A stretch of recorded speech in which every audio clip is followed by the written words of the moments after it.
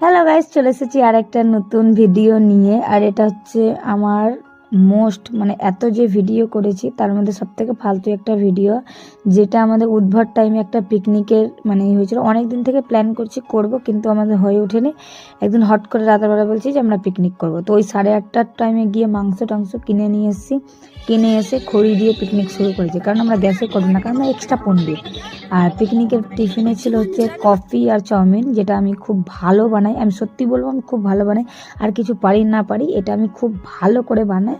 তাই জন্য আমরা ভেবেছি যে সব বাচ্চারা মিলে রান্না করব, আর বড়রা আমার মারা যারা আছে তারা বসে আজকের দিন রেস্ট করবে। রেস্ট তো খুব করলো, একটু একটু করে হেল্প করে দিচ্ছিল। আর এটা আমার বিশ্ববিখ্যাত কাজ, মাংস ম্যারিনেট করা। যেখানে দেখি আমি মাংস ম্যারিনেট করি, তারপর হাত দিয়ে না, স্পুন দিয়ে করি।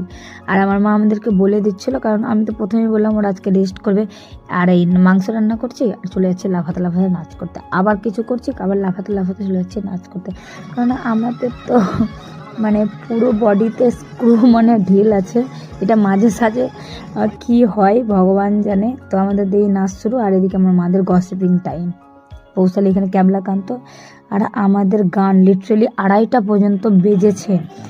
একটা পাশে বাড়ি আঙ্কেল আমাদেরকে বকা দিয়েছে, তারপর আমরা গান বন্ধ করেছি। আর আমরা 2:30টার সময় খেয়ে দিয়ে বাড়ি গেছি। এবার আবার পাগলের মতো নাচ রয়েছে, মনে হচ্ছে আমাদের নাট বল্টুই নেই।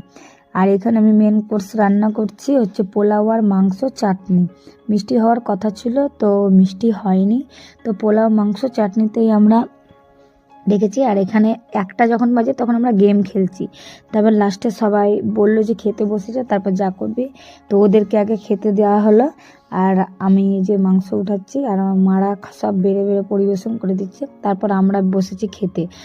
2:30টার সময় কে খাই ভাই, 2:30টার সময় খেয়ে